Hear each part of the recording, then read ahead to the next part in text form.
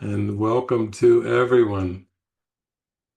It's great to be with you today because I feel like we've been going very deep these recent weeks and months. But today, actually, we will go much, much, much deeper than we've gone before. So I always say, hold on to your hat. Kansas is going bye-bye. Today, I feel we're going for a prayer to not seek for the things of time, to not give any credence or belief to our five senses. And today we're really going to see the benefit of being 100% intuitive and 0% analytical. Uh, for years, what I've been saying for the last 4 decades, I've been saying that spiritual awakening is 1% principle and 99% practice. And it's not to discount the 1% principle. That's why we have A Course in Miracles to have Jesus teach us the deeper metaphysics of what he meant in the Bible when he was teaching 2,000 years ago. The Bible is spectacular in teachings, and yet the principle of reversing the thought system of the world so that we no longer blame the world or see causation in the world and we see all causation in the mind. That has taken about 20 centuries to come out from Jesus in such a clear way. But I want to emphasize that if you have a clear grasp of the metaphysics of A Course in Miracles, or I'll call it the theory or theology, then you're 1% home. That's a lot of you really studied with great teachers of metaphysics like Ken Wapnick, but it only gets you 1%. And actually, A Course in Miracles is about the practical application of the ideas. And so, if you look at A Course in Miracles, the first clue you get of this is when Jesus has the setting the goal section, and he starts off that section with the sentence, "The practical application of the Holy Spirit's purpose is extremely simple, but it is unequivocal. In fact, in order to be simple, it must be unequivocal." What does that mean? Well, when we get finally to the workbook, Jesus says, I'm going to give you some ideas, and some of them you may actively resist, some of them you may completely dismiss as ridiculous, but just practice them. And he says, just don't do more than one lesson a day, and as best as you can, don't make exceptions to the lesson. That's where the mind training comes in, is in the second request from Jesus. Don't make exceptions. When you read the lesson, I am the Holy Son of God Himself, he says, don't make any exceptions today to that. Or like lesson 48, there is nothing to fear. He says, go through the day, but make no exceptions to there is nothing to fear. So when we talk about practical applications, the movie today we're going to go very deep into the practical applications. You know, to say I want the peace of God is nothing. To really sincerely mean it in your heart, to have it as your top priority, to have it as your only priority, that you want the peace of God, that's everything. But to say the words, I want the peace of God, is just words. It actually won't do any benefit at all to say those words.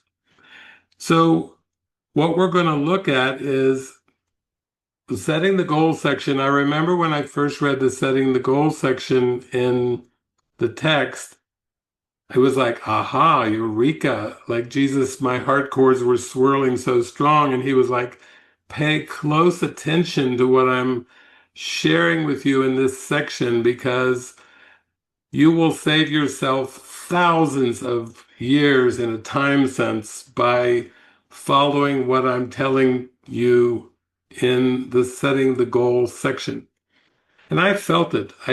My practice of A Course in Miracles took a deep dive. It took off like a rocket ship. And I started having mystical experiences and I had revelatory experiences. And I think basically I was following the setting the goal section. And we could do a whole month-long retreat just on that section. And believe me, it would be every day another deep dive because it is so deep. And then at the end of his text, Jesus comes back around to that and he gives us the rules for decision. Are all you all familiar with the rules for decision? Uh, Decide the kind of day you want and then say to yourself, if I make no exceptions to this, then this is the day that will be given me. There it is again. He's teaching us to hold an idea in mind and make no exceptions to it. That's what the mind training is. Recently, on one of our revivals last week, Jean Wilmot was asking me about mind training. Like I thought I was doing mind training, but now I don't know if I've been doing it at all. And it's just to the extent that you make exceptions to Jesus's lessons, to the idea of the day, that is to the extent that you're not really mind training. You're holding on to the ego when you make exceptions to the idea. When you go for it, when you really say, for example, there is nothing to fear, and you go through the whole day, you can see how powerful the mind becomes and how it is.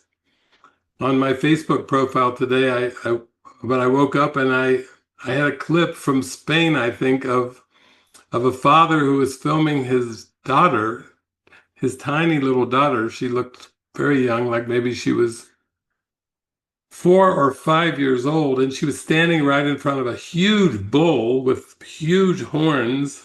And she was just looking at the bull and beginning to talk to it. And then the bull just took its big snout and just flipped her back a few feet, uh, almost to like showing her who's boss.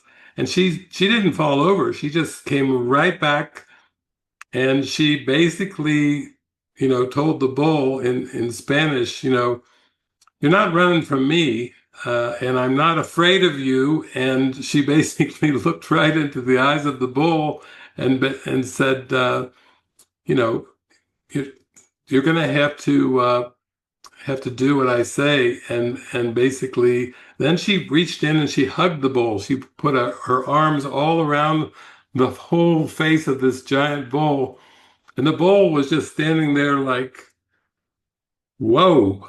And I put in my defenselessness, my safety lies. When you're listening to the Holy Spirit, all the strength and power of the universe is with you. Basically, that you can be completely defenseless regardless of appearances. It was only like a 12-second clip, but it was one of the best teachings I've seen of true strength in God and certainty in God. And so as we watch this movie today, we're going to start with the prayer. I gave a beautiful prayer last night from lesson 346.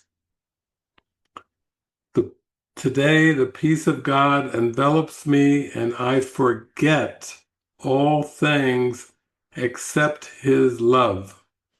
And part of that forgetting, it would be like as if Jesus appeared to you in your living room and said, I want you to just do one thing for me, just one thing. I want you to just forget the future. Just for a moment, follow me and stick with me and realize that you don't have to act and interpret based on the belief in a future, because In heaven, everything is eternal. And in this world of perception, I would say the reason that reincarnation is not so is because everything is simultaneous. All those seeming lifetimes are actually holographic. They're all happening simultaneous. And if you begin to just open your mind to the idea that God's plan is this moment, is simultaneous, it's not linear at all. That the linear script is a distortion of God's plan. But I was mentioning yesterday with Helena and Marina that when you receive the guidance is for the whole universe. So when Marina was feeling this strong feeling of these revivals, this is for the whole universe. This isn't just some event that happens to be on a Saturday, or if you're in Australia, a Sunday. But this is for the whole universe because there's only one mind. There's really only one of us. And whatever you receive from the Holy Spirit is for the whole mind. It's not about receiving specific guidance for a specific person on the timeline. And it's beautiful because we've had such sincere prayers. I see Anne Marie's writing her notes there, and she beautifully was saying, I want guidance. And I said, great. And we had a beautiful joining, a very deep joining. And it's the same with Giovanni saying, I want to follow Jesus 24/7. What a prayer, just to put that out. But that's a prayer for the whole universe. Because these prayers are not for people, these prayers are for the entire universe. Our mind is the Christ mind, but it's asleep and dreaming of a world. But it's so powerful that whatever we want for the whole world is what comes into our awareness. It's our perception of the whole world. If we still hold on to attack thoughts and grievances, then we will perceive that as if it's an external conflict in the world between people, between countries, so on and so forth. But even when Mother Mary appeared in Fatima to 3 children, there was a world war going on at the time when Mother Mary appeared in Fatima, and Mother Mary said, pray for peace. She wasn't saying that 3 children praying for peace would end the war, but she was saying that that's the message. You have a powerful mind, and if you want peace, you will experience peace of mind. If you want world peace, if you look at the world and you see conflicts and wars and things going on in the world, and you want to bring an end to that conflict, you can in your mind with your powerful mind of the Christ. But you have to pray for peace in such a way that it becomes the only thing you pray for. You're not going to be praying for specifics. You're going to be praying for the good of the whole. And I was using that as an example with Marina felt so strongly the revivals. And then shortly after we had a reconfiguration and some joinings in community around Google Workspace, then we started up the revivals again. But this is an answer to prayer, not just a prayer from one person, but a prayer to the Holy Spirit of help and bring healing to our mind. And when Helena was feeling, I'm feeling a Strawberry Field Fiesta, that was for the whole universe. When she felt there'd be a Renovatio retreat this summer, it's like still, it's just tapping into the past because everything in the 5 senses is past. And as Jesus tells us in lesson 158, the world is over. We are but mentally reviewing what has already gone by. What I'm saying is cause and effect are together. So if you think of something, even if you think of something that you feel has not yet happened, it has already happened. If you feel you want a sense of freedom and joy and happiness, I see Sabine over there in Germany, right? We're joined for freedom, joy, and happiness. I guarantee you, I promise you, the entire world will reconfigure, like in the movie last night, everywhere, everywhere, everything all at once. That was a reconfiguring for what seemed to be the character of Evelyn. But Sabine is like Evelyn. If you want happiness and joy and peace, there's nothing that can stop it. The ego can't stop a prayer of the Holy Son of God. I'll tell you that much. The ego has no hope of limiting the happiness and joy and peace for the Holy Son of God. And that's exactly who you are, Sabine. I know your power and your glory. I know the ego doesn't have a chance, actually. It's already over.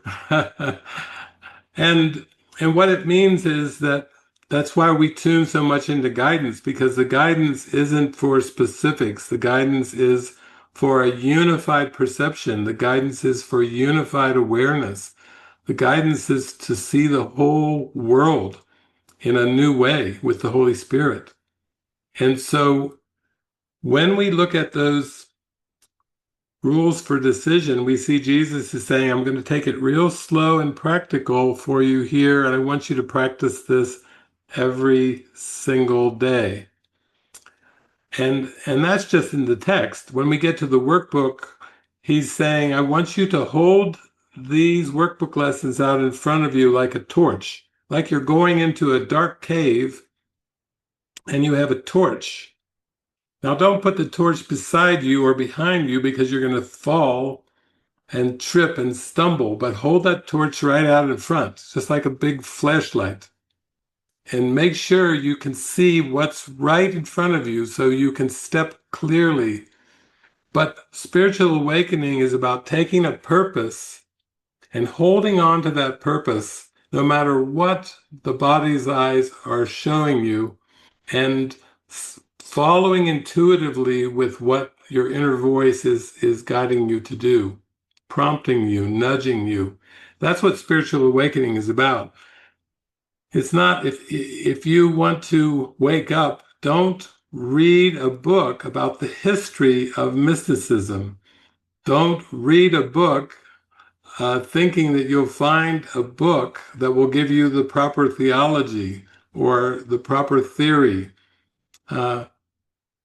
I could channel St. Francis right now, and he would say, practice it.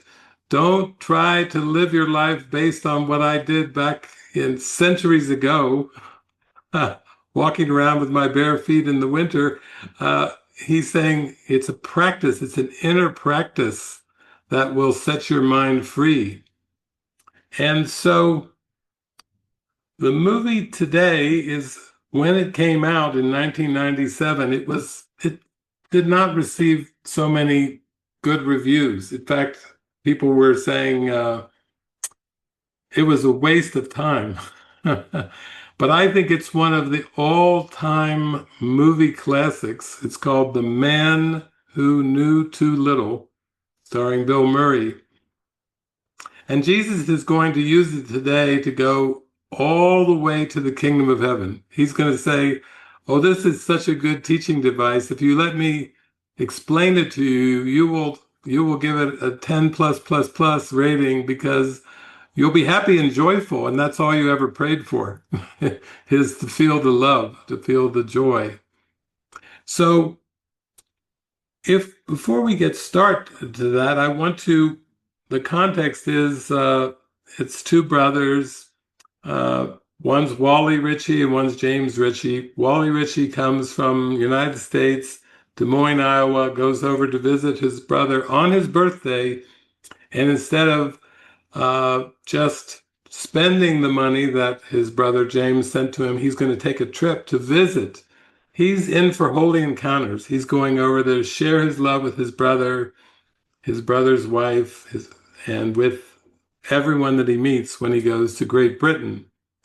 And what I like about this movie is, if you look at it from Wally Ritchie's perspective, you can start to begin to see that he doesn't really have an agenda.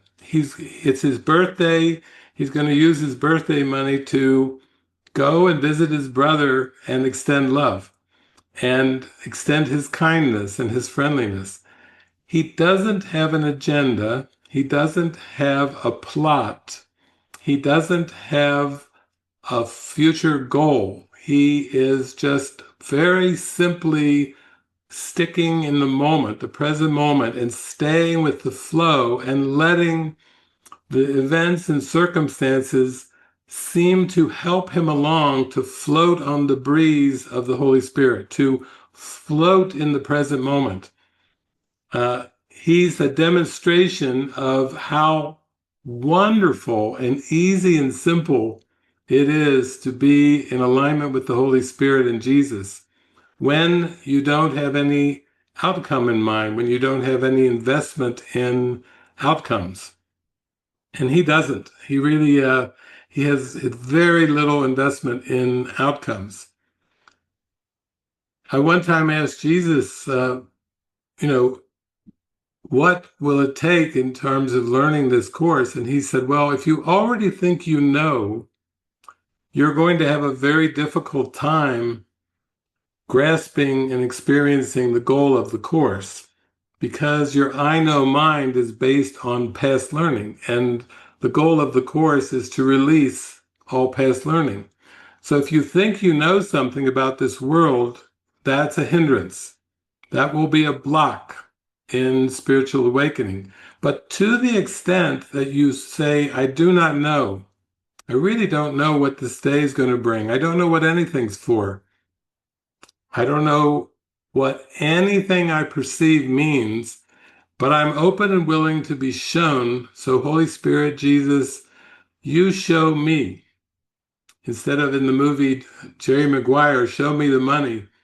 We're praying to Jesus and the Holy Spirit, show me the forgiveness. Because God does not forgive, he is never condemned, but really we're praying to learn how to forgive. That's the central goal of A Course in Miracles, is to learn how to forgive, to accept and embrace forgiveness. But Jesus is teaching that true forgiveness, the atonement, is the awareness that the separation never occurred. And if the separation never occurred, then there never was a past or a future. And that must mean that every time our mind is thinking about and holding in believability the past thoughts and the past memories or the future anticipation, the future goals, that our mind, Jesus says, is literally blank. He says in the workbook. We're not really thinking at all. We're just gyrating ego thoughts and sleeping and totally in amnesia of the kingdom of heaven within. So I thought, this just came to me just a few moments ago. I thought I would just talk a little bit about setting the goal here. Because if you can begin to grasp what Jesus is talking about in the setting the goal section of A Course in Miracles, then you will be able to see enormous insights in today's movie. The setting of the Holy Spirit's goal is general. Now he will work with you to make it specific, for application is specific. And Jason went over this in the levels of mind with Tamra. I believe it was maybe last week, where she was saying, I don't hear anything. I don't hear anything from the Holy Spirit. I pray for guidance, but I'm not hearing anything. And he was sharing a lot of passages that the Holy Spirit will work with you with specifics. And if you're not hearing specific guidance from the Holy Spirit, like Marina was hearing about these online revivals, like Helena was hearing about Strawberry Field Fiesta and the Renovatio retreat. If you're not hearing specifics, it's because the mind is afraid of the Holy Spirit. It's afraid to hear the specifics. Why would it be afraid of the Holy Spirit? It wants control. It wants to tell itself what it will do during the day. I'm going to do this, go here, eat this, dress this way, do what I want to do wherever I want to do it. The ego is very autonomous and independent. It's got an own identity, its own will, apart from God's. But I will guarantee you, if you humbly come to the Holy Spirit with, I don't know what's best, I don't know my own best interest, I don't even know what to do today. And you really sincerely come with, this is your day. I'm giving it to you. I'm just going to give it to you right now. I'll give you the whole day. I'm going to forget today even exists, and I'm just going to be quiet and still. And if you want me to do something, then do it through me. Take a hold of the puppet. You have it. Have your way with the puppet today. If you want me to say something, speak through me. If you want me to call somebody, call through me. Because I want to have this mini me of a personality self undone. I don't want to identify with a person, a body personality when I'm the Christ and I've forgotten my true identity. I want to remember the light, the love. He says there are certain very specific guidelines the Holy Spirit provides for any situation, but remember that you do not yet realize their universal application. Therefore, it is essential at this point to use them in each situation separately until you can more safely look beyond each situation in an understanding far broader than you now possess. So from that first paragraph, let's just say Jesus is saying, everybody knows that the goal is forgiveness. Everyone knows that we need to open up to unconditional, universal love. But he's saying we have to practice with the specifics. That means anything that, including your body, all the specifics that seem to surround the body, people, things, objects, we're going to use all of those things to practice putting the guidance into practice and motion with everything that you perceive. And then he's saying also that this is part of coming to the holy instant. So the guidance is never for the personality self. It's always for releasing the personality self. The guidance is never for the betterment of the body. It's for seeing the nothingness of the body and the world, forgiving it. And that's very different because most spiritual paths are very much saying, if you learn to be intuitive, the body will be the recipient of the betterment of your prayers. And Jesus is saying, no, I prayed so much to the Holy Spirit that I became so identified with the Spirit and oneness and love, and so disidentified from the body, that when it came down to the final scenes of my earth life, it's like the Holy Spirit's like, well, we're going to use the puppet. We're going to use it for what seems to be a crucifixion scene. Is that all right? And Jesus is like, yeah, go ahead. It doesn't matter to me. Thy will be done. That's the way you want to wrap up this earth life. Thy will be done. All I know is I'm one with God, and that's all that matters. I don't care what you do with the puppet. And so I find that as I go, this is like my fourth decade of practicing the Course, I find I become very disinterested in the body. I was going through this phase where I started to feel a numbness in my feet, and this has gone on for some weeks and months. And then this morning when I got up, I was like, I still feel, Jesus, I still feel a little numbness in my feet. And he's got, that's good. When you feel numbness in your whole body, like when you don't feel the body at all, then we can talk. He wants to increase the numbness. Because he does say in the Course, you can tell you practice well by this. The body should not feel at all. He was reminding me of that, and he was saying, oh, you're numb in the feet? Let's go for the rest of the place. The head, the arms, the leg, the back. Let's go numb for the whole thing. My body is a wholly neutral thing. He's like, you ready to learn that lesson? Let's go for total numbness. So Jesus is interested in our joy in our heart and our connection to God. He's not really interested in what the body seems to feel, because the body doesn't feel at all. It's just a puppet. And the mind projects feelings onto the body of pleasure and pain. And that's all happening in the mind. Nothing's happening in the body. Nothing's happening in the projected world. And that's why today we're going to really practice letting go of the belief in the future. Because if you can sacrifice the future, so to speak, if you say, okay, I'm going to give up all my future goals, and now I would only know you, God, right here and right now, that is a very great prayer. He says, in any situation in which you are uncertain, the first thing to consider very simply is, what do I want to come of this? What is it for? The clarification of the goal belongs at the beginning, for it is this which will determine the outcome. In the ego's procedure, this is reversed. Without a clear-cut positive goal set at the outset, the situation just seems to happen and makes no sense until it has already happened. Then you look back at it and try to piece together what it must have been, and you will be wrong. Not only is your judgment in the past, but you have no idea what should happen.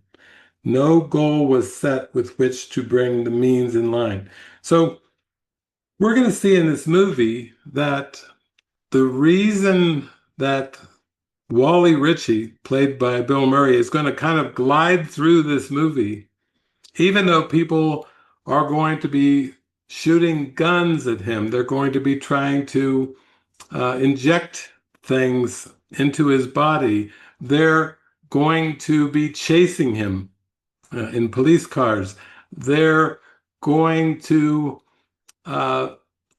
gag his mouth and bind his hands when he's in a chair. Even though all these things are going to happen to our lead character today, I think you're going to actually be laughing through this, because he is so disidentified with the character that he is pretty much laughing at the world.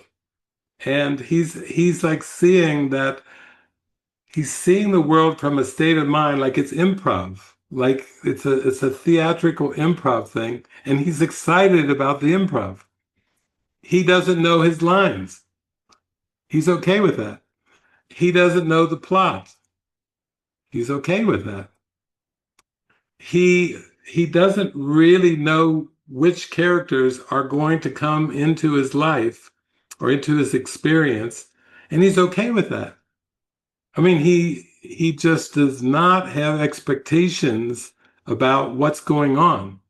And so the man who knew too little in this case is so clueless that Jesus is going to use him as a role model for learning how to forgive.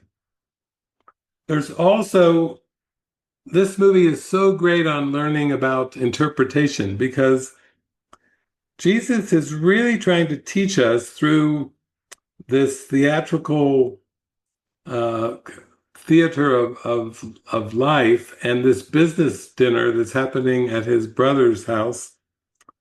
He's going to teach us about interpretation. So before we start, I would say the setting the goals section has got everything that you ever need to wake up and apply the teachings of Jesus, just one section. And in here, he's saying, in terms of interpretation, which our behavior comes not from what's happening, but our interpretation of what's happening. So Jesus did not interpret his body on a cross as something difficult or wrong. He just saw basically nothing's happening. That was his perspective with the Holy Spirit. So there was no interpretation. There certainly was no pain, because he had no guilt in his mind. And you have to have guilt in the mind before you can experience pain. You respond to what you perceive, and as you perceive, so shall you behave. So even though we take Jesus as our role model for learning, and he seemed to be quite defenseless 2,000 years ago, he's saying, actually, the behavior is going to come from your interpretations. So if you interpret that you're betrayed, if you interpret that someone's attacking you, if you interpret that something is happening to you against your will, you will be defensive and you will be upset. But if you're with the Holy Spirit, you will not interpret that you're betrayed, abandoned, rejected. You will not interpret any of those egoic things. You'll just see the reality of love. The question, he says, this is from chapter 4, the question is not how you respond to the ego, but what you believe you are. Belief is an ego function, and as long as your origin is open to belief, you are regarding it from an ego viewpoint. So this is why we interpret some situations as dangerous or fearful, because our identification with the ego is what's making it seem that way. But he's teaching us, you don't exist in a body, you're everywhere. Like in the movie synopsis last night, everything, everywhere, all at once. You perceive a threat when you interpret that there's something dangerous in the screen of images. And he's teaching us that's not so. And we'll see this in the movie because basically Bill Murray's character, Wally Ritchie, he's so defenseless and so playful and so clueless that he doesn't really see a danger. Occasionally there'll be a tiny little ego flick that will come in and he'll say, what? Hey, that hurts. Like this is theater. You're not supposed to actually do anything. This is just acting. And occasionally he has a little flick of that. And here's what Jesus says, I have enjoined you to behave as I behaved, but we must respond to the same mind, capital N, to do this. This mind is the Holy Spirit, whose will is for God always. The Holy Spirit teaches you how to keep me as the model for your thought and to behave like me as a result. The power of our joint motivation is beyond belief, but it is not beyond accomplishment. What we can accomplish together has no limits because the call for God is the call to the unlimited. So what Jesus is saying is in every situation, regardless of what the situation is, the world could say, oh, you're lying in a hospital, the chemotherapy has failed, and the body seems to be dying based on cancer, we'll say. And then in any instant, the mind could just come back with Jesus and the Holy Spirit and see there's nothing there. Nothing at all is happening. Remember, God's will is real and God's will is eternal, and there are no exceptions to God's will. So when we watch this movie today, we're being asked by Jesus to make no exceptions to the will of God. A lot of times people talk as if God's will is in the future, but remember, there is no future. God's will is now. And to the extent that we want to say, I don't know, then there'll seem to be a future. But if we're going to accept God's will, that God's will is forever, that God's will has already occurred, all we're doing is accepting something that is forever. We're not making something new here. As individuals, we have no contribution to God's will. We're just giving up our ego will to merge into perfect love, which is God's will. So you see, there's no sacrifice, because what if you give up the ego, which is nothing, for God's will, which is everything? That's a good deal. That's that is not a sacrifice. That's a really good deal. Giving up nothing to accept everything. If you were a businessman, somebody said, "Here, I got a good deal for you. You have to give up nothing and you get everything." The businessman would go, "Where do I sign?" I like the sound of that one. And Jesus is saying, "Yeah, it's actually really good." So we're ready to start our movie today. This is going to be a very fun movie, and this is going to be an example of how we don't take anything seriously of this world when we trust, when we have present faith and trust leading the way. We can literally watch the world with calm eyes and have a gentle laughter of the Holy Spirit moving through our heart through every scene that we appear to see. So I'll pop in from time to time because I've seen this movie maybe many times, but I just watched it again and I saw more and more this time, a lot more. Jesus was like, pay attention to these words. And I started just writing them down on my phone. I was like, oh my God, I never heard that one. Oh my gosh. So that's the way it is with spiritual awakening. When your mind is ready to receive it, you see that it's always been there. You just weren't ready to take in the fullness of it, but it was always there. It was never missing. Okay, enjoy the movie. I'll be popping in from time to time. So this is just absolutely spectacular for our purposes because as a human beings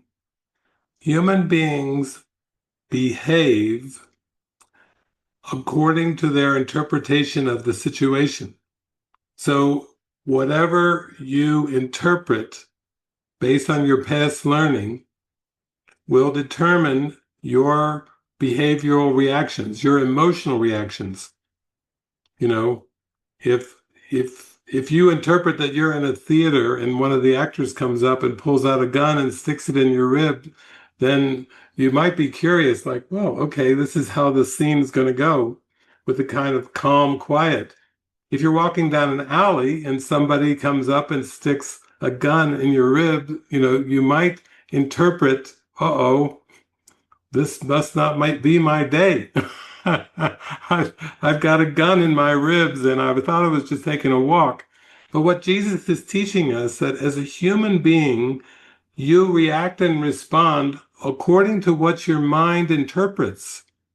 And so the lesson of forgiveness in the Course in Miracles is simply learning to train your mind how not to interpret fear, because Jesus is teaching us that fear is just an ego belief, and it's the entire past is a projection of the unholy instant or the time of terror or fear. And if you have fear in your mind, then you will interpret that there's events and circumstances in the world that are fearful. You see how that works? If you believe in fear, you will perceive fear. If you forgive, you will not perceive a fearful world or fearful situations. Jesus wasn't afraid no matter what happened at the end of his earth life because he didn't interpret that there was any danger. Of course, that shouldn't be surprising to us because this is the one who channeled the Holy Spirit. I and the Father are one.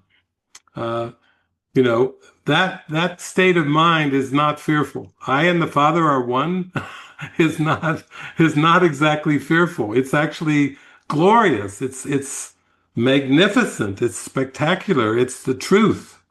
I and my Father. I am a creation of a perfect loving God. But if I have ego beliefs and I interpret the world in a fearful way, it's because of my ego beliefs. It's not because there's actually something fearful happening. So we can see in this movie already they're talking about the theater of life and it's improv. Well, is everyone here a little bit familiar with improvisation, with improv? Anna, you've done some acting there over in Spain. You done any improv? It's kind of fun, because you got to wing it. You're just showing up. You don't have a script when you're in improv. You don't have a prearranged script. And we could see that when Wally Ritchie comes over to visit his his brother, first of all, he goes through customs, but he doesn't seem to have a preconceived idea about what customs is. He tells nothing about his past except that he doesn't tell anything to the immigration officer about the past. And when he's asked, "What is the purpose of your visit?" he said, "It's my birthday." He's there for a birthday celebration. He's coming to England for a birthday celebration. He's telling the immigration officer nothing about his past.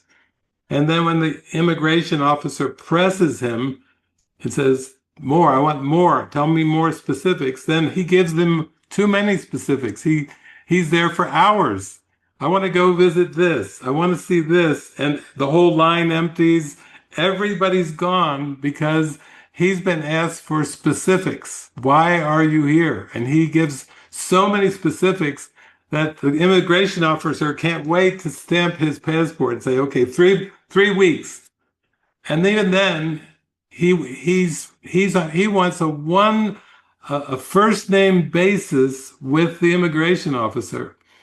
The immigration officer says, "There you go, Mr. Ritchie." He said, "The name is Wallace." "Thank you, David." The immigration officer, he calls the immigration officer by first name. You see, he's there for the holy encounter. He's there to extend love. He's not really interested in all the story about crossing a border or immigration. He's just there to extend love. And he does it for hours. The whole place empties out while he's having a holy encounter with one immigration officer named David. Now, this is a little bit of a lesson from Jesus about interpretation. Jesus says in chapter 12, "Understand that you do not respond to anything directly, but to your interpretation of it. Your interpretation thus becomes the justification for the response." So we've all tried controlling our behavior. We try to control the behavior of the puppet, and it is damn impossible to control the behavior. Has anybody ever tried to lose weight? Has that been easy for you? Has anybody tried to gain weight, like for a movie part where you have to gain 60 pounds? Not easy. Marike, you have children. Is it easy to control their behaviors? Have you ever found it? No, she's saying as a mom, it's impossible to control the behavior of those bodies. And Jesus is saying your interpretation in your mind is where your behavior comes from. So he says in chapter 14, "For you do not respond to what a brother really offers you, but only to the particular perception of his offering by which the ego judges it." So, like with Marike, your children are constantly, day in, day out, day and night, are offering you love, love, love, love, love, love, love, love. They're just like love, explosive love bombs, just wanting to love you, but you do not respond to what a brother really offers you, but only to the particular perception of his offering by which the ego judges it. If you feel like they're behaving nicely and they're letting mom have a beautiful, peaceful, restful day, then that's good. But if the ego is like saying, "These little devils, they are messing up my day," Jesus is saying you're just responding to a perception in the mind, an interpretation. Nothing really is happening. These are all just actors that the Holy Spirit is using in a way to help us stop interpreting with the ego. And here's the big one. This is from chapter 30.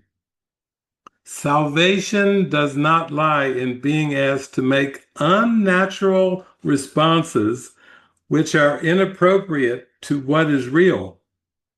I'll read that again because it's so deep. Salvation does not lie in being asked to make unnatural responses which are inappropriate to what is real. That would be like gaslighting in this world. Jesus is saying, no, the Holy Spirit is not asking you to gaslight. Instead, it merely asks that you respond appropriately to what is not real by not perceiving what has not occurred. That's so deep. I'm going to read that one again. That's even deeper than the first sentence. Instead, salvation, merely asks that you respond appropriately to what is not real by not perceiving what has not occurred. Oh my God. Jesus is saying, when I say it's less than number one, nothing I see means anything. He said, I mean it. I mean it. These are images. These are just ego images that are shadow figures that are peopling the world. But when you react and respond to them, you're responding as if they're real.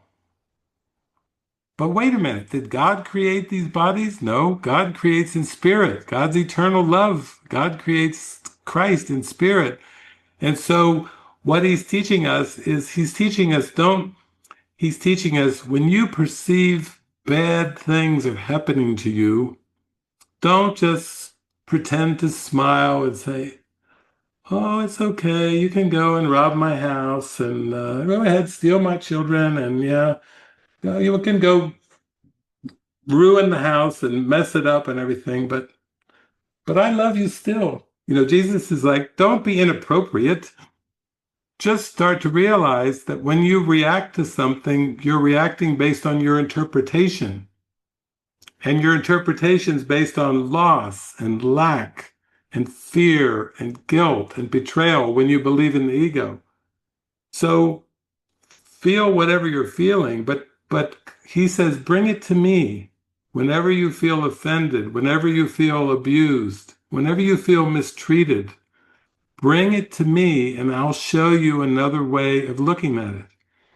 I'll show you that you are holy, that your mind is powerful beyond what you can imagine, and that nothing in the world is happening to you. It's all a projection of the ego, that it's happening for your mind to forgive, for your mind to let go of these ego interpretations.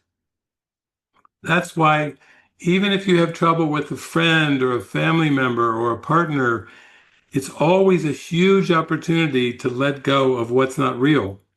Instead of holding grievances, instead of holding on to attack thoughts, instead of holding on to beliefs in mistreatment and abuse, you have to start to realize, oh my gosh, it's the thoughts in my mind and the beliefs that I'm holding on to that are upsetting me. And it has nothing to do with these characters because they're just acting out ego beliefs and thoughts. They're just doing what they were programmed to do.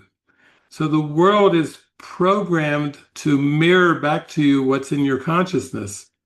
But once you desire to forgive, you start to see the world in a completely different way. And another case in point is after he makes it through immigration, Wally goes to his brother's house. And when the door opens and this little Consuelo, the maid, the housekeeper, and what does he do? He hugs her and he picks her up. He hugs her and he goes, sis, meaning it's like his brother's wife, and he's just calling her sis like sister. Except one thing is that's not his brother's wife. That he's so clueless that he's there for the holy encounter and he doesn't even know that is the housekeeper. He just picks her up and hugs her. And that is important because you see how clueless he is. Now, wouldn't you like to be that clueless with everybody? Maybe you get on the bus and you just say before the bus moves, can I just give you a hug? You just want to hug the bus driver. For no earthly reason, just out of pure love and appreciation, you want to hug the bus driver. But what this is showing us is that Wally does not really have much of a clue about this world. He was so kind to the immigration officer, David. Now, Consuelo, he picks her up and hugs her and swings her around like he's dancing with her. You know, talk about love. He's so happy and clueless that he's just extending love until his brother's wife comes in and he goes, "Oh, this is the one that he thought, you see?" But he just continues on. He doesn't berate himself, he doesn't get into apologies. And this is what Jesus wants you to do, not get into constant apologies. Sorry, sorry, sorry, sorry. Jesus is like, how are you going to learn how to forgive if you're sorry about everything? You need to be more clueless and give yourself the benefit of the intuitive guidance that you feel. If there's something you feel intuitively, then Jesus has said, go with that. Follow that prompt, follow that inspiration. But so often we have inner prompts that feel very joyful, but our past learning comes in, the ego, and says, "Oh no, no, that's too risky," or "No, that's not going to work." You know, the ego's always trying to hold us back from finding our inspired joy of the moment. But let's just watch Wally Ritchie now because he's going to be our way shower today and teach us how to go into the miracle state of mind. So he doesn't know how to do improv. Basically, his brother says, they'll tell you what to do. Uh, they'll just answer the phone. He says, hello. They'll give you an address. He got the address. And then he still doesn't know how this is going to go. And basically, he's told, uh, he has I have no idea where I am. He's just following the instructions. He wrote down, Bishop's Muse. So he's got his instructions, but he doesn't really know what's happening and he doesn't know where he is. And his brother's just saying, just follow along. I'll pick you up in 3.5 hours. And finally, we just heard him say, Wally said, there'll be bodies all over the place. It's like Jesus saying, here you go. You're going to Earth to forgive the world and remember who you are. And you're just like a floating soul. I'm going to Earth. It's a strange place. He's like, yeah, but don't worry. Don't worry about this Earth. All you're to do is to forgive and then remember who you are as the Christ. That's the whole purpose of the mission. And then you go, you're frightened. And Jesus says, there'll be bodies all over the place. that's our instructions, Forgive the world, remember you're the Christ, and there'll be bodies all over the place. Now, the problem is when we believe in the ego, we get very identified with those bodies all over the place. We call them by names. We give them roles. We give them responsibilities, false responsibilities.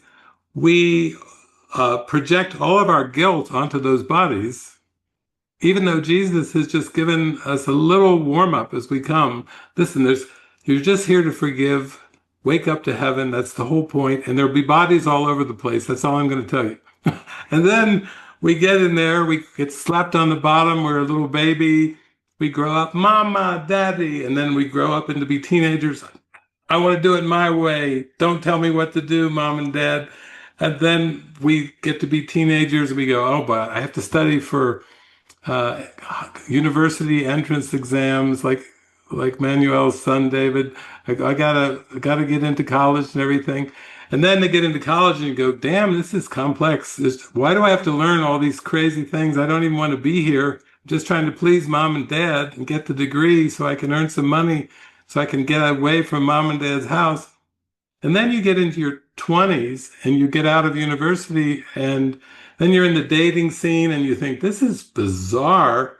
And then you get a girlfriend or a boyfriend, then your heart gets broken, then you get thrown out And then you feel rejected, betrayed, abandoned, and you carry that on for a few more decades until your body starts to get old, and then it starts to feel painful. And then you think, oh my God, I've only got a few years left. I'm going to be dead.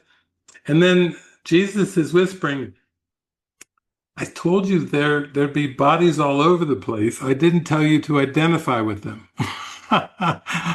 One key thing, you're the Christ.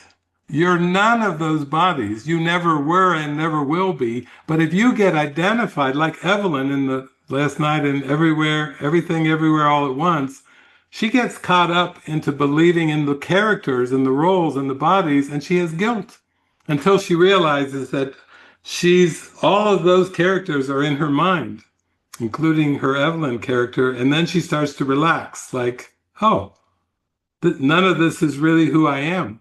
And Jesus is like, right, I told you, you're just here to forgive the world and wake up to heaven. That's all you're doing. There's nothing, it's really not complicated. But the thing is, the ego tries to get us so attached to the bodies and to the roles and to all the parts that we play and to time, because this whole weekend's about giving up the future.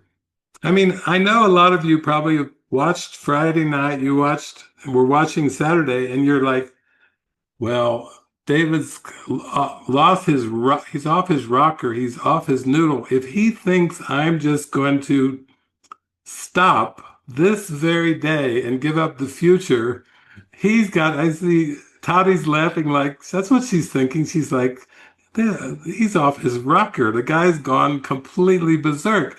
But if he thinks I'm going to give up the hospital, my patients, my family, my career, and everything else in the future in one day, he's got to be out of his mind. And I'm like saying, no, I'm actually in my mind, and I'm right here with Jesus. And I'm saying, actually, if you give up the future, you give up the past, because the future is just a projection of the past. And then you're happy right now. You've got everything that you could ever want and need, and you have a function, a purpose to share joy, like Wally Ritchie, Go hug the maid and spin her around. Go talk to the immigration officer like he's your best friend.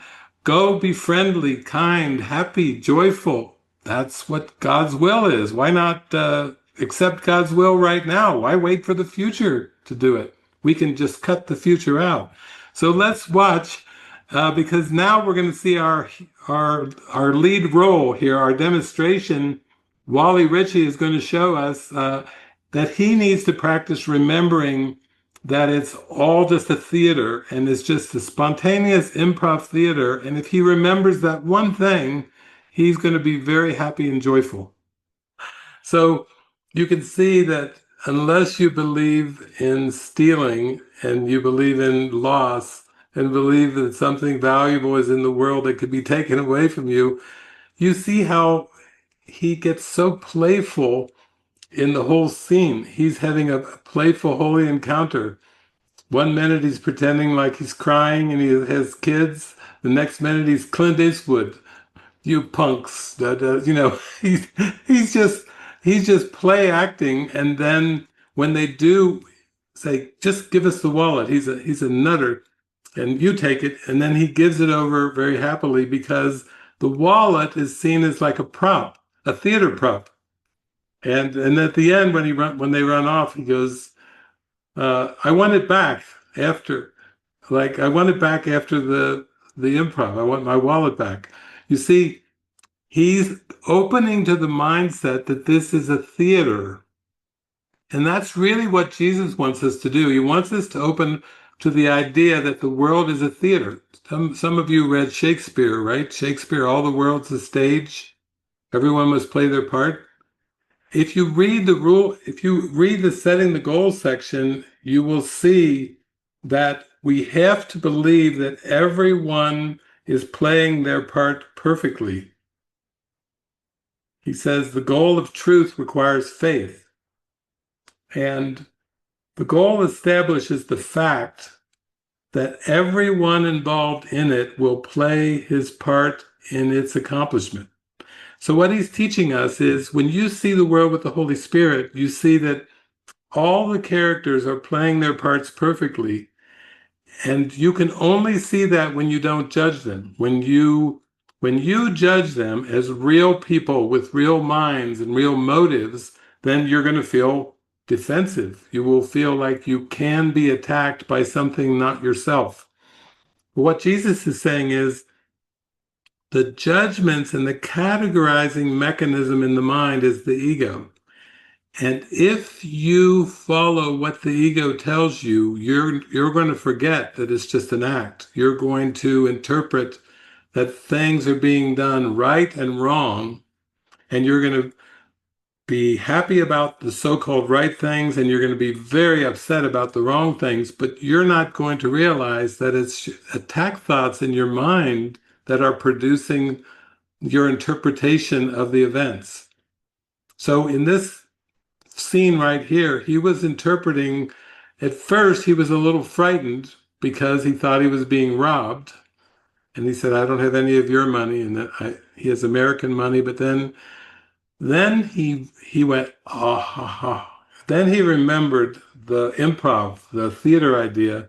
And you saw how playful he got as soon as he remembered that it was theater, as soon as he didn't interpret that something was going wrong in the situation. And Jesus says in the setting the goal section, this seems to ask for faith beyond you and beyond what you can give. Yet this is only so from the viewpoint of the ego, or the ego believes in solving conflict through fragmentation and does not perceive the situation as a whole. So this is what happens whenever you're thinking about somebody and you're not having kind thoughts, whenever you have attack thoughts, you're just not seeing the situation of this world in a holistic way, that these are just lots of bodies. And as soon as you break it apart into the persons, the ones you like, the ones you don't like, the ones who behaved good, the ones that misbehaved, the ones that are the good ones and the ones that are the bad ones, as soon as you start to break the bodies into different categories, your mind will be full with guilt. Because Jesus is saying, God did not create this world, and God is not a creator of these bodies. This is a trick, like he says in lesson 158, in which figures come and go as if by magic. This is a trick of the ego, and you don't want to interpret this by yourself apart from the Holy Spirit. You need the help of the Holy Spirit if you want peace of mind. Okay, here we go. One scene to the next. He doesn't know the plot. The problem is we think we know the plot. We think we know the plot. We're not playing along, you know. We're not clueless and just playing along and kind of going from scene to scene. She told me about the letters. What letters? The letters. The letters. She told me. That's how I know. He doesn't know the plot. And as soon as you believe you know the plot of your human experience, the ego's got you. The ego's got you because the ego's going to use your seemingly knowing the plot to bring guilt. Who plays their roles good? Who doesn't fulfill their roles?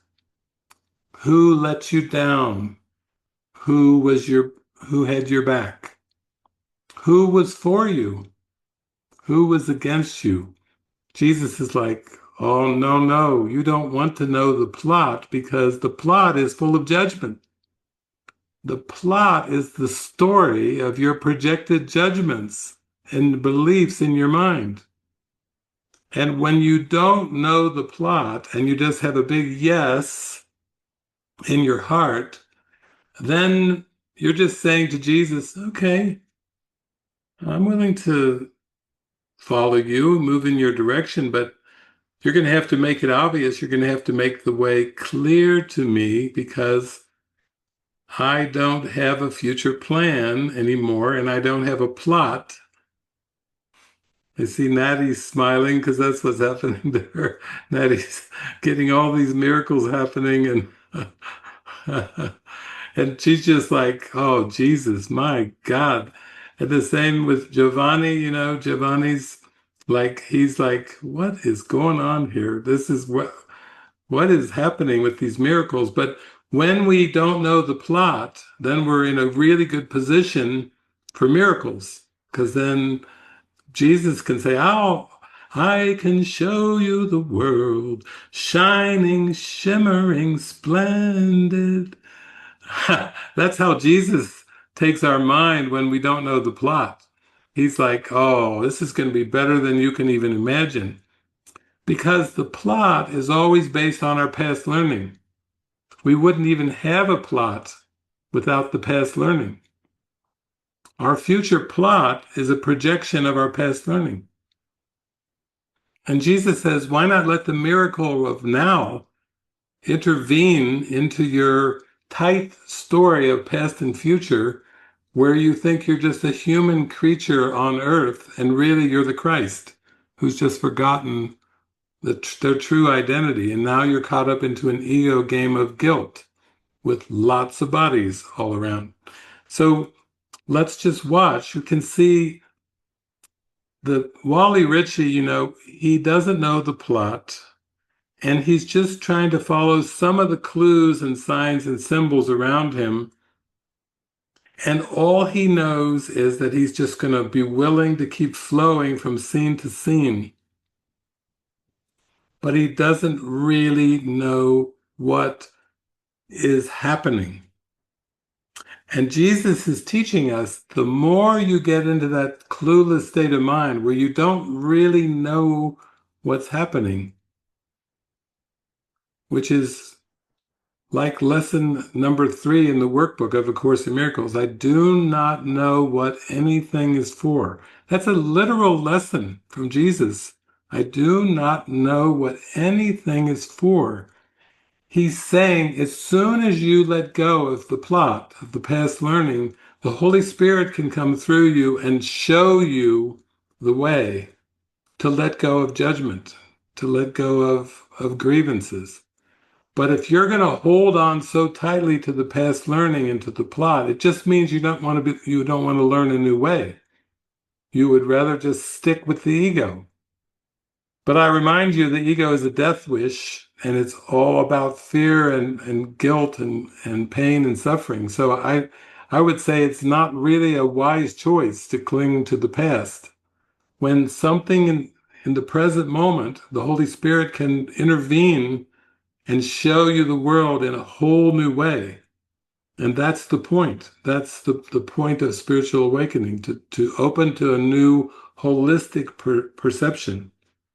Okay, here we go. Back to our movie. You see how the whole perception of the whole dinner party changes with one idea. Ah, he's in the movie business. Because when people think of movies, they think it's just acting. It's unreal.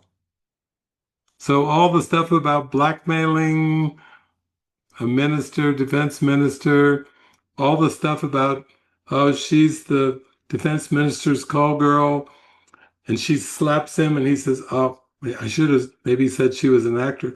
You see, when he's faithful to the perception that everything is a play act, everything is just an act, which Jesus is trying to teach us in the Course. If you do the workbook, he's trying to teach you it's all acting. And it's all acting based on your thoughts.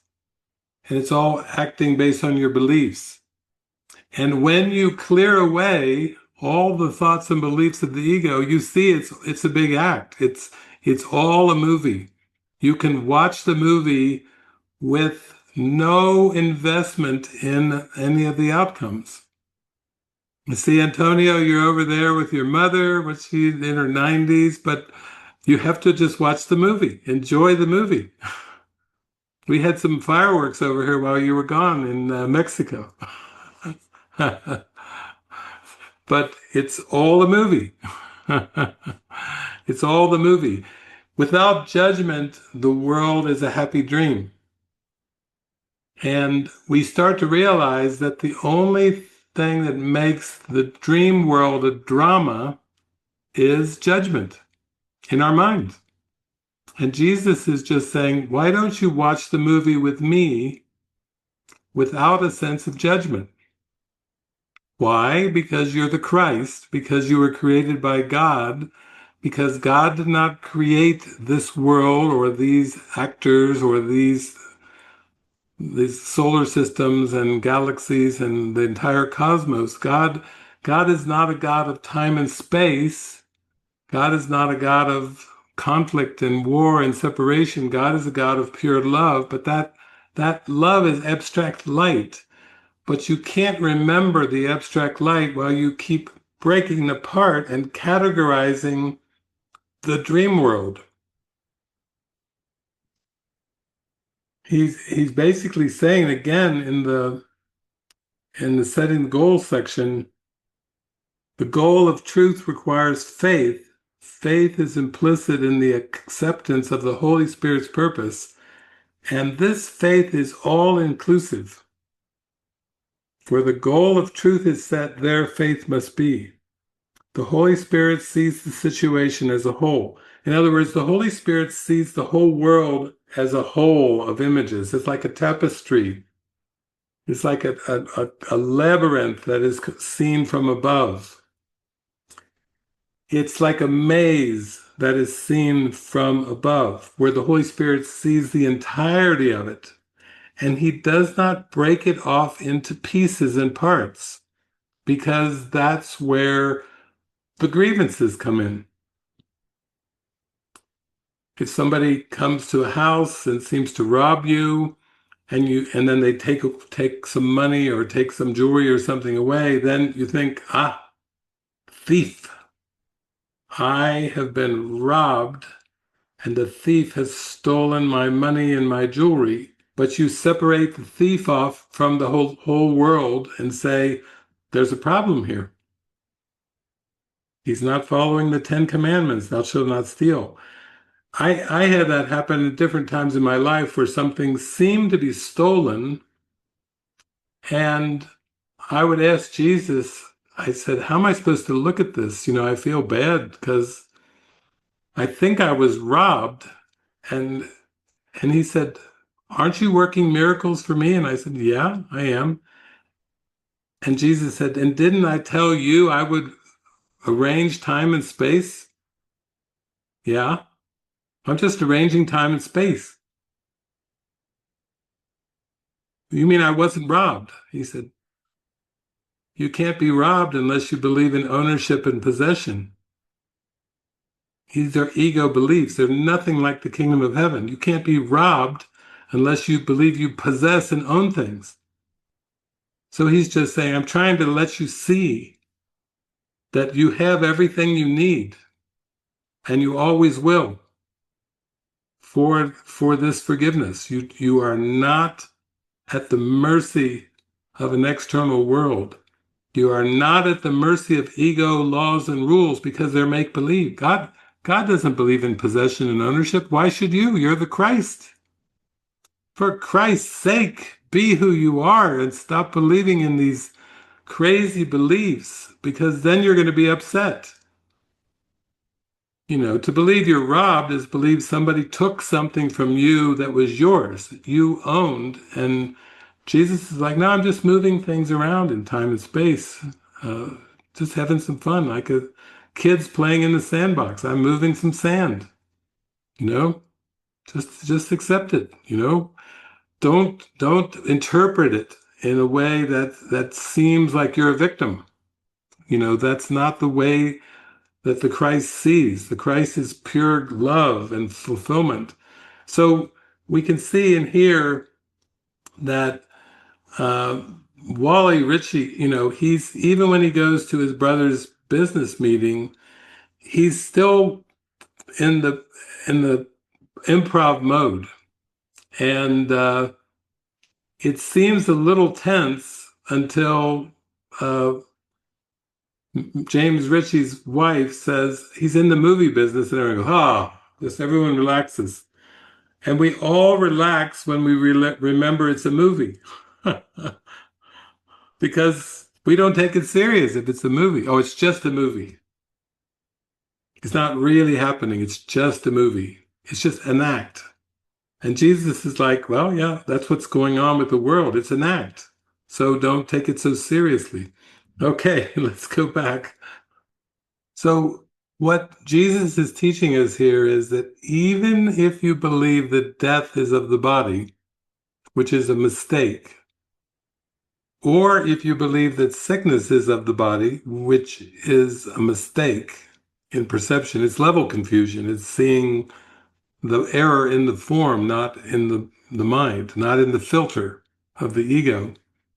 And he's showing us here that when you're in this state of mind with the flow of the moment and you're perceiving that the world is just an act, then even a man who seems to have been shot and is laying there dead with a stack of letters behind him that he says he thanks him for. Oh, you people deserve much more credit. He's like thinking this is really good acting, and oh, the letters, thank you. He's thanking him. You see, he's just in a state of playfulness, of flow, of gratitude, because he's very clearly in the state of mind that it's an act. And even death, nothing throws him off. He's grateful to the man who seems to be dead because he's going, bravo, that's so good. You people deserve more credit. And then he finds the letters. He goes, oh, thank you. So if you doubt this, you should go into the workbook of A Course in Miracles and you should read lessons 163 and 167. If you doubt what I'm talking about, read what Jesus says in A Course in Miracles in workbook lessons 163 and 167. Jesus he does two different sermons on death in the workbook. And he says, death is any feeling that you're having that's not supremely happy. That's what qualifies for death for Jesus. Any feeling you're having that's not supremely happy is death. So he's teaching us that death is psychological. It's not physical. There is no such thing as physical death because there's no such thing as physical. But it's a projection. And when you grieve, when a loved one dies, or when you grieve when somebody dies of old age, or seems to die through being killed in a murder or something like this, you're just not in touch with the ego, because the ego is the death wish. And if you believe in the ego, you believe in death. And then the world just acts it out. But actually, Jesus is saying, look at all the millions of people, trillions actually, that have died in human history. And he's saying the death isn't what you think it is. It's the ego belief. The belief you're separate from God is the death. And he says, even a little sigh of weariness is death. He defines death entirely through psychological means and psychological emotions. And so if you're not supremely happy, then you believe in death. Even a sigh of weariness is death. Those two workbook lessons, 163 and 167, are so helpful because it just reorients your mind back into, oh yeah, that's right. I'm the sleeping son of God. I have a very powerful mind, and the ego is very clever and tricky to project out a world that seems to act out the beliefs and the emotions, but the acting out is not where the solution is. And we have a whole medical model that's here trying to save bodies. That's what the medical model is. We have nurses and doctors in hospitals. We have soldiers that are supposedly trying to fight for the good, although Jesus is like, fighting is never for the good. You have to realize the conflict in your mind. You have to look at the full extent of your own self-hatred of believing in the ego before you can let it go. But don't be blaming the terrorists, and don't be blaming the military generals, and don't be blaming the people of the world for your own self-hatred of holding on to this ego belief. Forgive, forgive, and you shall be forgiven. Jesus is always saying, go for the peace, go for the joy and happiness, but do it through inner purification. The kingdom of heaven is within. You have to go through an inner purification to be free of the ego. So we're going to come upon a scene now where he's got the letters and he's back in his little tiny mini car. And he's going to be driving along, and then Scotland Yard, the police, or as he calls them, the bubbies. Let's bring in the bubbies. The bubbies are going to start to chase him, and he's going to be thinking like, oh, how do you guys make any money on this? Like, you've got police officers that are acting now, and he's like thinking, wow, what a stage. Like in the movie The Game, everyone's acting their part, and he's thinking, how do you make any money off this? How do you make a dime off of this? Because there's so many actors. And he's going to be this is probably the most playful, joyful, happy chase scene between the cops and pursuing a suspect that you'll ever see in human history. I don't think the rest of your life you'll never watch a movie that will be a scene this great, because this is showing he really is taking the improv frame of mind very sincerely. He really believes it's all an act. And Jesus is saying, please learn from this, because if your mind doesn't take the ego seriously and you follow the Holy Spirit's instructions, you will see that those thoughts that disturb you are not your real thoughts, and that you have real thoughts that are very inspirational and joyful that you will use as part of your guidance in this world. So here we go. Classic scene. The Wally Ritchie and the Bobbies. Can you feel the joy and laughter? It's like, this is what Jesus is saying that you're in for. If you cannot interpret the world through your ego's lens, you will be laughing like they are. She's laughing. He's laughing. Even the police are like, I always wanted to do that. Everybody in the scene is taken over by the Holy Spirit, and it's just pure laughter when there's no judgment. You have to let go of the roles. You have to go of the roles that the ego assigned to the bodies. Remember at the beginning I said, you're coming to this world, and Jesus is like, yeah, just remember you're here to wake up, forgive the world, and there's going to be lots of bodies. Well, you can see Bill Murray's character is showing us that when we don't judge the world is very happy. He is laughing. He's like saying, come and get me. And you can't be making a dime on this. And oh my God, there's real cops. You get a real car chase. He's feeling like he's getting the bargain of a lifetime for this 3.5 hour interactive kind of improv thing that he's doing. And it's all because of one thing, is he's perceiving the world as an act. He's not taking any of the images, even dead bodies. He's not taking any bullets shooting. Like when he shoots, he's playing along with the whole thing of flushing, her and recycling her. He fires the gun. He's like, oh my God, I missed.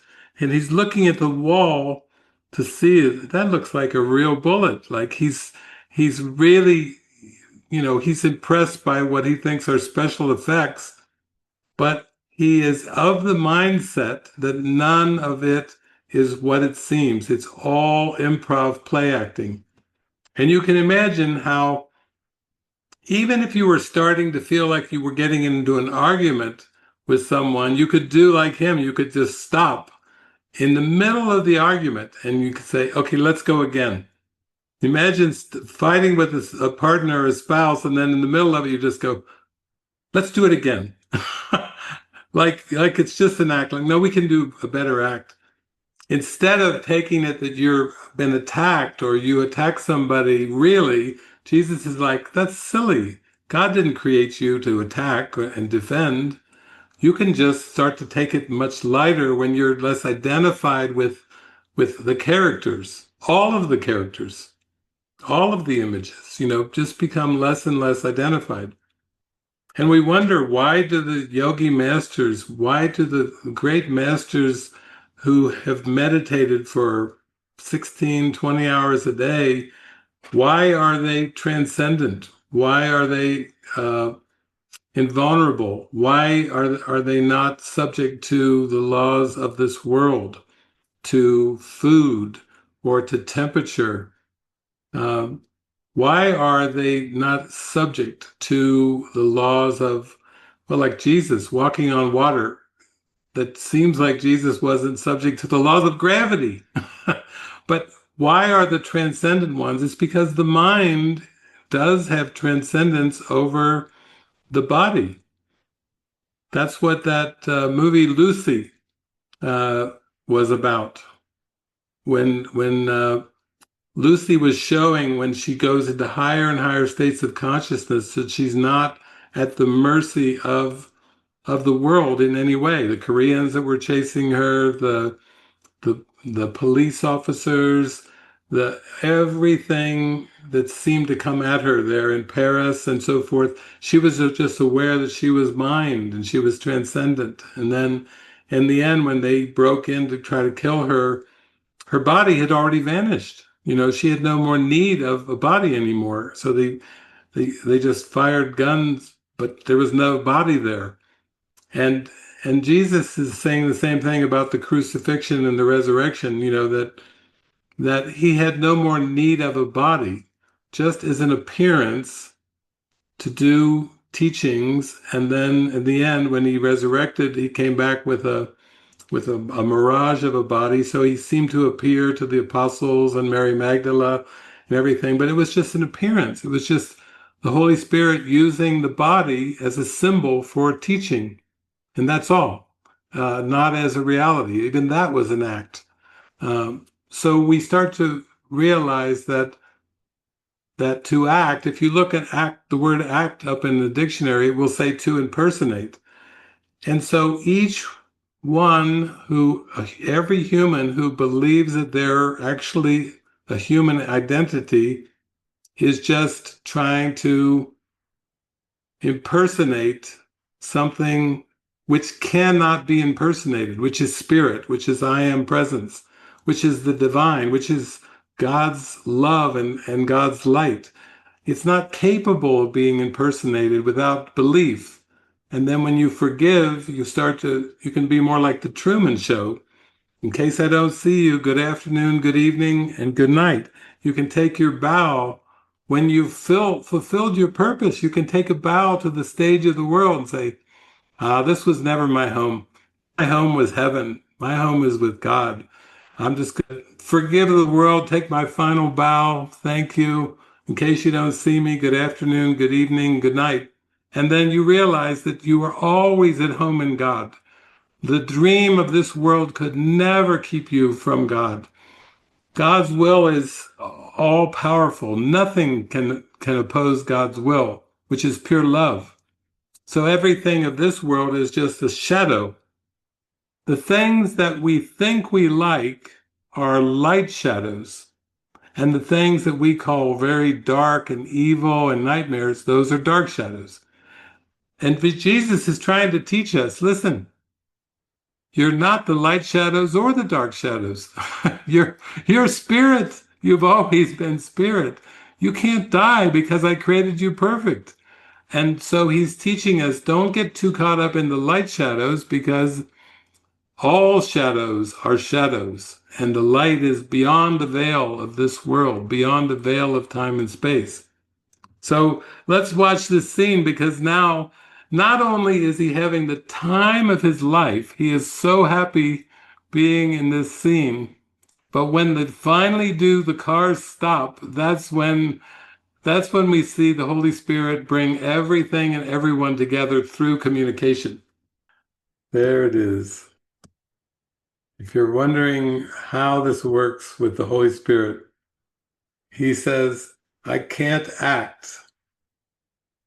Then they kiss, but I can do action.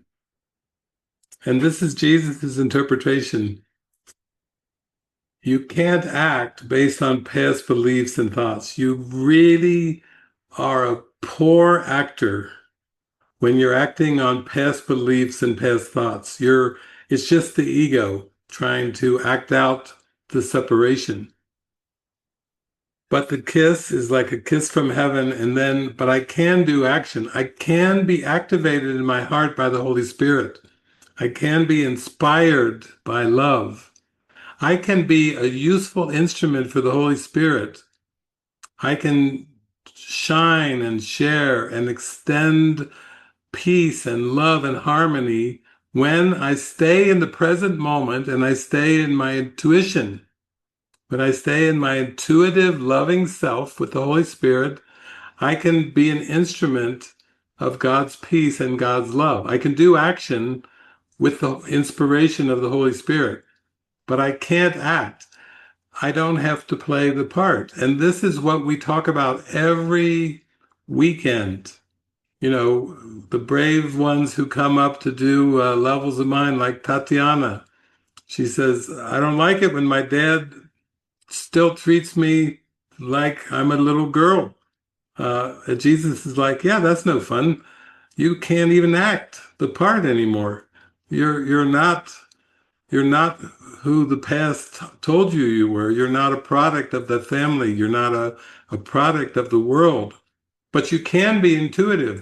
Take trip to Egypt. Have holy encounters. Have joyful holy encounters like Wally Ritchie here. You know, open your heart up and just let the Spirit activate your heart, but don't try to act out the past. Because if we believe that we can act out the past, then we will try to make a future of acting too. And then we'll have future goals that still involve the roles, that still involve the roles of the past, that still involve the same pain and hurt in the past. We will just try to act it out in the hypothetical future. And Jesus is saying, here and now is everything that you could ever need or want. Right here, right now. He tells us in his section in the Course on the immediacy of salvation, be not content with future happiness, for it's not your just reward, for you have cause for freedom now.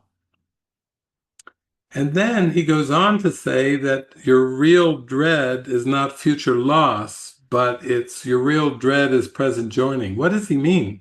My real dread is present joining.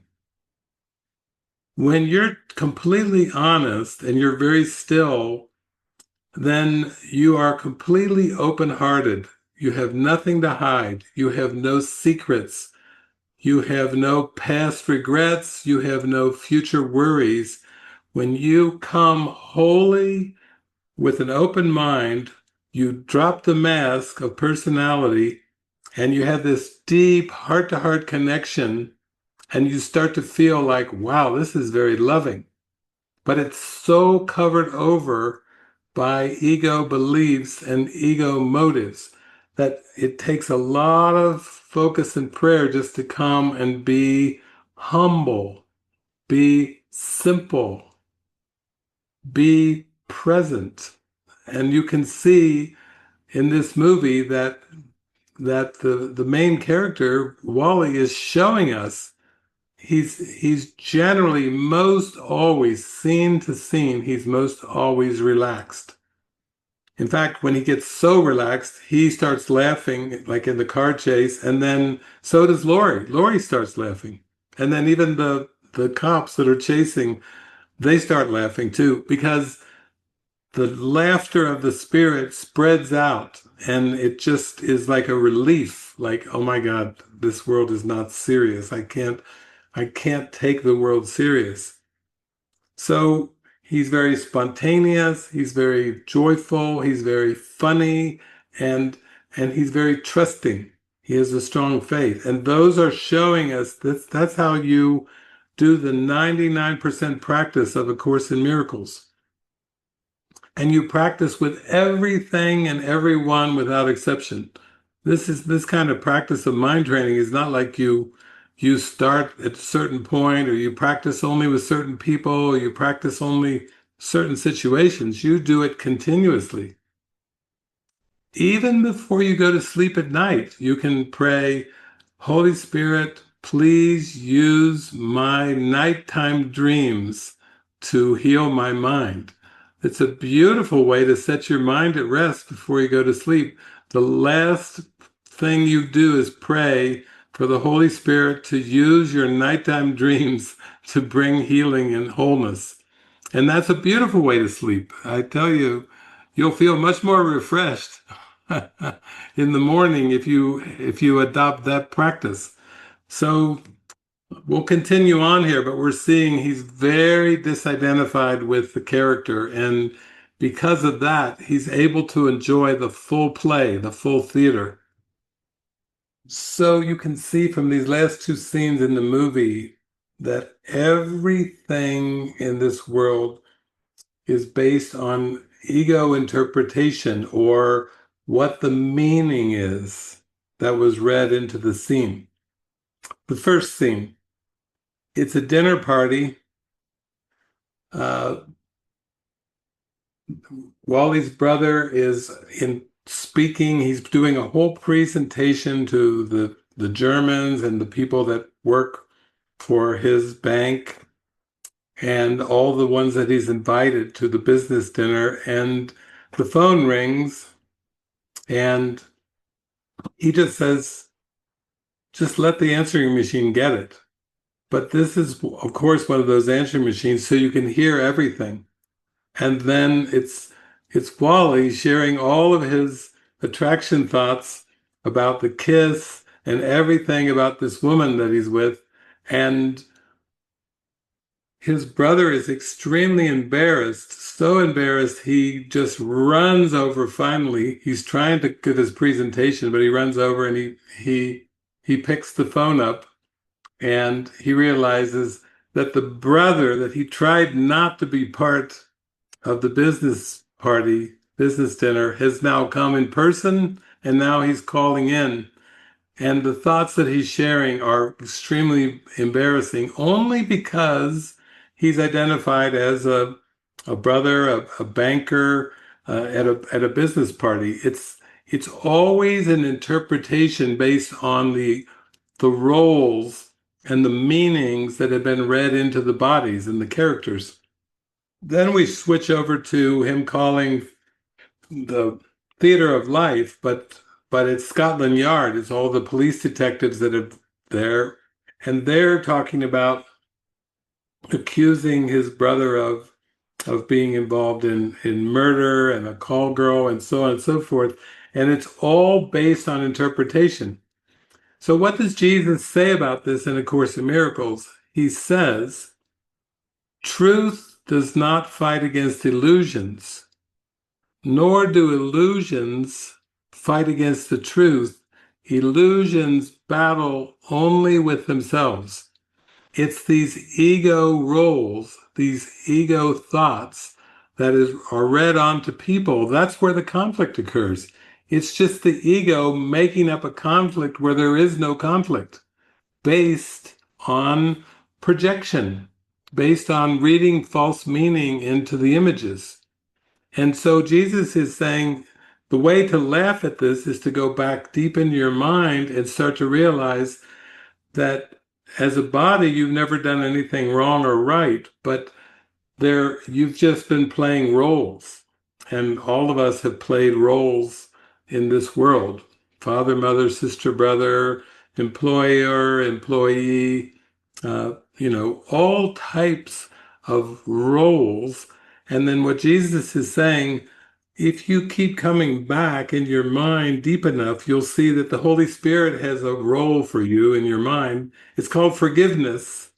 And you start to see that You were none of the characters. You were the mind that was dreaming the characters, but you're not actually in the role. You never were actually in the role. You just believed you were. And all the darkness, all the conflict and drama came from believing in the roles. So we can see Wally is very lighthearted, but now his brother is concerned, and he believes that his brother is in this theater of life, and that something has gone wrong. So now he's going to have to go and help his brother, but it's all based on interpretation. So what's what's so beautiful about this is that it doesn't really matter what the scenario is. He is not made the interpretation that he's in danger. He he sees a scene, one scene at a time, but he thinks this is just a scene, an act, and that everyone is just acting. And then when they both are, these two guys are knocked out on the floor, he's like, "Oh, come on, that's you can do better than that," as if he's escaping from something that's just not a real threat. And then he even makes a joke and says, "Am I good or what?" And Laurie says, "You're really good." But he said something like, "Am I going to have to escape?" He's just not taking any scenario as serious. And you also notice about him is he doesn't know what's coming in the next scene. He doesn't know anything about a peace accord being signed or a friendship between Great Britain and Russia. He doesn't he doesn't have any clue about what's coming. He just is using the symbols that are with him, which is him and Laurie, and the letters, and now he seems to be freeing himself, and also he's going to cut Laurie loose, but he just doesn't know what anything is for in terms of form. And similarly, Jesus wants us to look upon the world in the same way, where we have a goal of forgiveness or truth in our heart, but we don't really understand what's happening. And I can tell you, in my practice of the Course in Miracles over these last 4 decades, it's been a lot of prayer, but I really couldn't tell you that I could see what was coming. I couldn't really predict what would happen with the scenes. I couldn't really predict how things would unfold. And I began to start to see I didn't really have any goals for how things should unfold in form, but I was just trusting that it was all part of a loosening in my mind, of letting go, of trying to control the world. And as you go deeper into this gets back to our theme of letting go of the future. If you believe in the future, what it really means is you believe that you know the past and that you can use the past and past learning to, in some way, control the world to make things better. And all of us have followed the path of self-improvement. We want a better life in the world, so to speak, a better set of circumstances. We're always yearning for better conditions, better circumstances. And Jesus is trying to teach us that it's all a state of mind.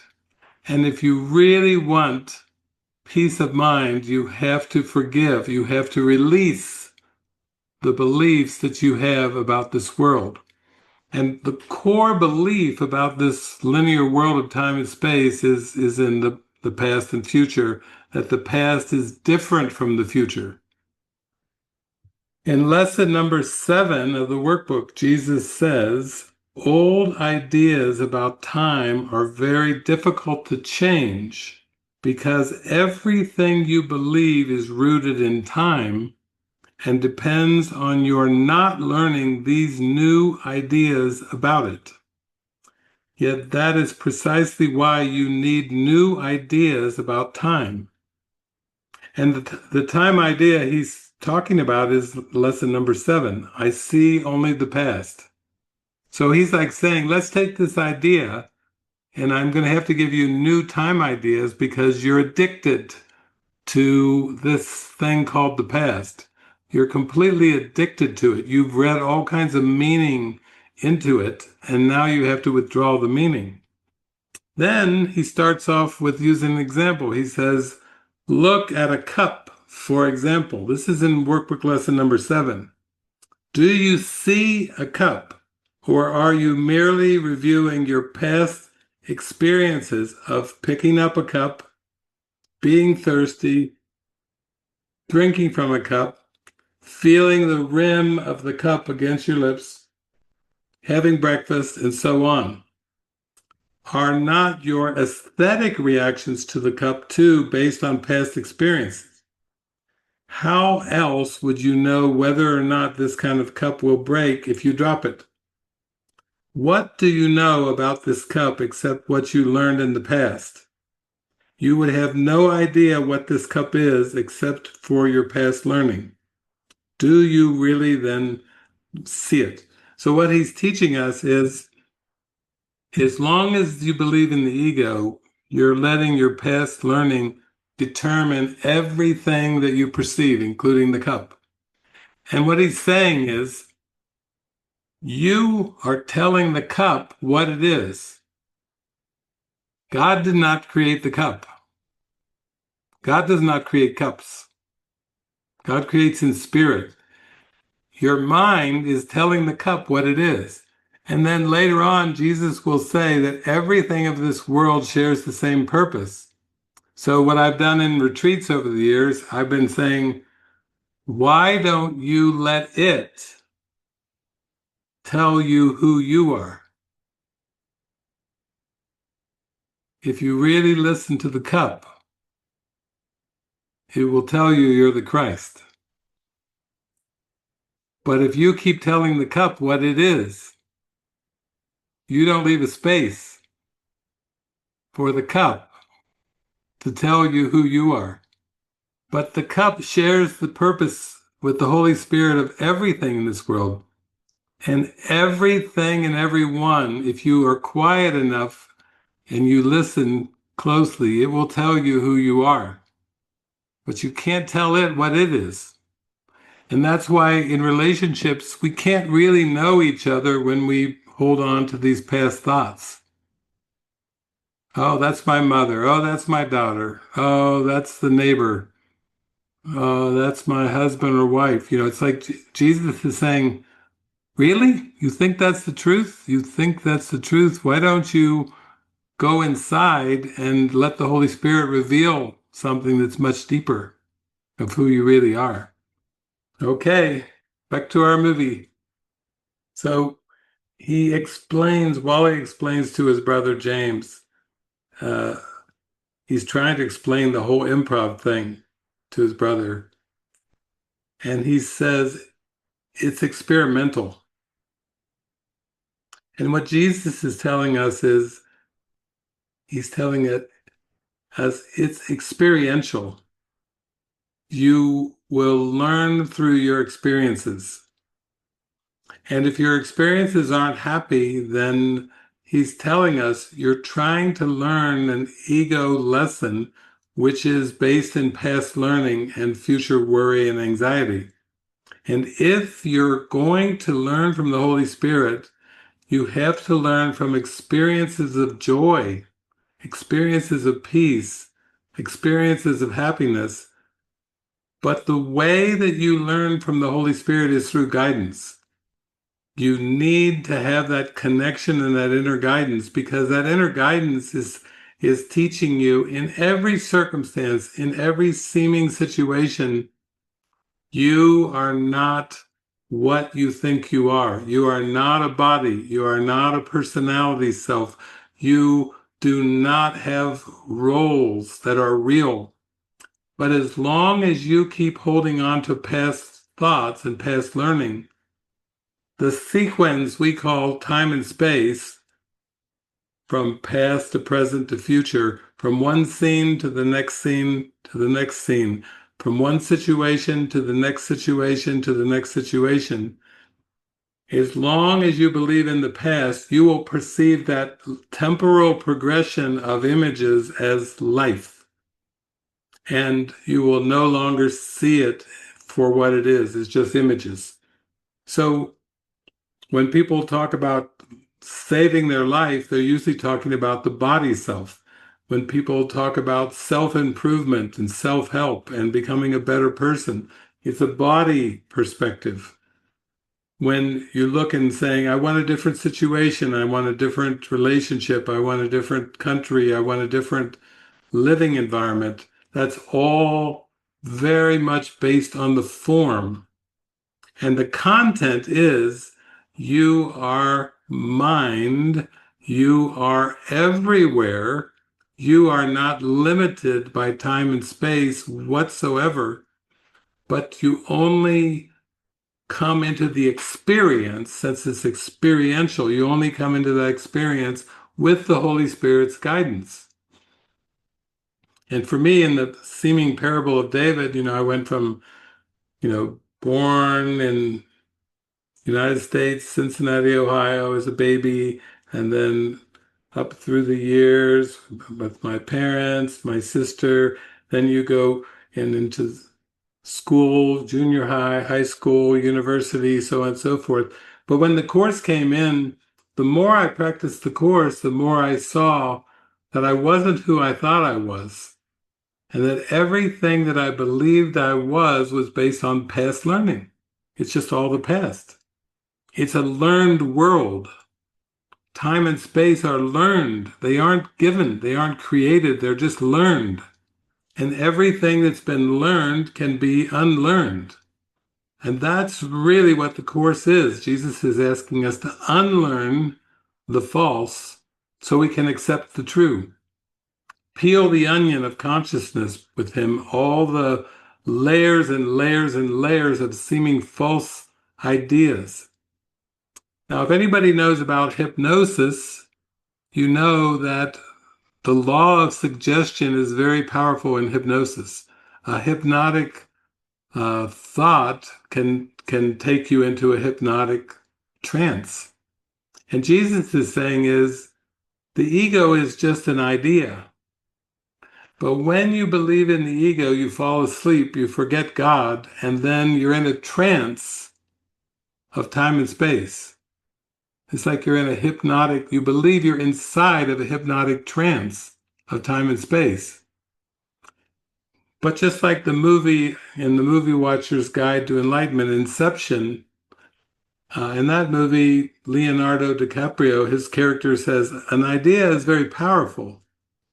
And one idea can make entire worlds, can be the architect of entire buildings, cities, countries, worlds. So the ego is just an idea. But if you give your powerful mind over to this tiny mad idea, you have to deal with time and space. But if you realize too that the Holy Spirit is an idea in your mind, you need to concentrate and focus on embracing that idea completely, because that will change the whole perspective. One idea shifts the whole perspective, because that one idea doesn't interpret in terms of persons, it interprets in terms of the whole mind, the whole vast mind. Okay, here we go. We're coming toward the conclusion here slowly. Now, I want you all to practice everything I've talked about today with this elevator scene. He's taken this woman who he believes is the torturer, and he's taken her as if she's a hostage, and he's walked into an elevator with two Japanese tourists. Okay? And initially, they will react as if it's some kind of an abduction. But then he's going to share his perspective with the Japanese tourist. This is what Jesus means by true ideas are strengthened as they're given away. He's in the perspective that it's all theater, it's interactive theater. He's got a gun to this woman's neck, and he's basically going to notice that the Japanese tourists are frightened. And then he's going to share his perspective, which is so spectacular that this is just an act.